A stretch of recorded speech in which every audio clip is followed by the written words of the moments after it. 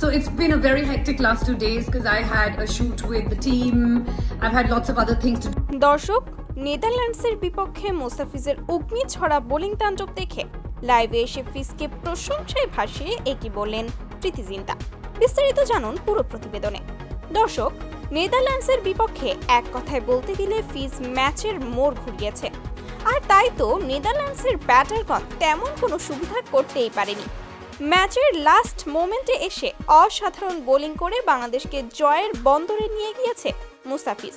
আর তাই ফিজের এমন অসাধারণ বোলিং দেখে লাইভে এসে প্রীতি জিন্তা বলেন, ফিজ যে বিশ্বের সেরা বোলার এতে কোনো সন্দেহ নেই আমার।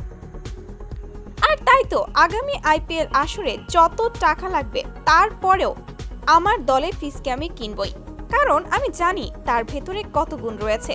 সত্যি ফিজের এমন বোলিং দেখে আমি অনেক মুগ্ধ হয়েছি, যেটা আমি বলে বোঝাতে পারবো না।